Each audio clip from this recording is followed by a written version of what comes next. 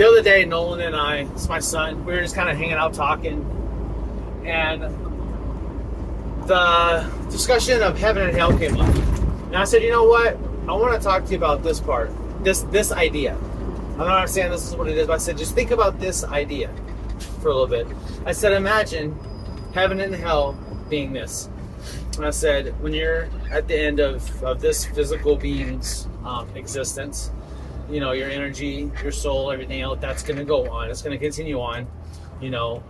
But at the end, you got at the end of that, before the transition, you have to go and meet the Creator, you know, or your higher self, you know, God, universe, whatever it is you want to call it. I call it the Creator or Source. And you're standing there with the Creator, and He says, I want to show you what you are at your most highest potential in the life you just came from.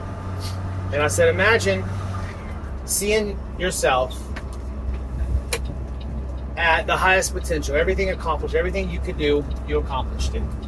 No ego, which means no fear of failure, no fear or insecurities of what your friends or what people will think of you.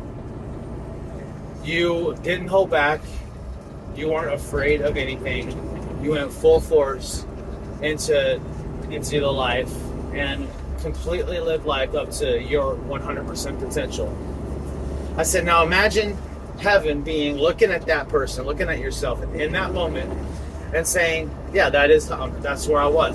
That's what I did. I did all of that throughout my life. So that's exactly what I accomplished. I did all of that.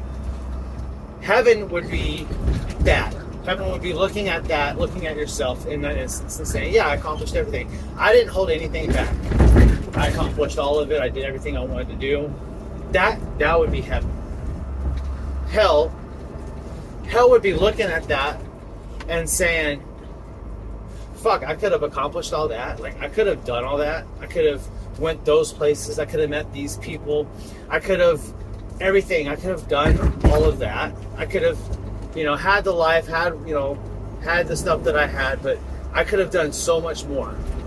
I could have touched more lives. I could have helped more people. I could have influenced more people. I could have done more. And I didn't, because I was afraid of what people would think. I was afraid to live to my fullest potential. And I told him, I said, son, don't be afraid of what people think. I said, if there's something you want to do, if there's a passion, don't let people put their limitations on you. Don't let people say, well, but what about this? Or what if that doesn't happen? You know, what if you don't make it? Well, very few make it to that point. You know, I said, don't let anyone else burden you with their limitations. I said, those are their limitations. I said, if they want their limitations, they can have them.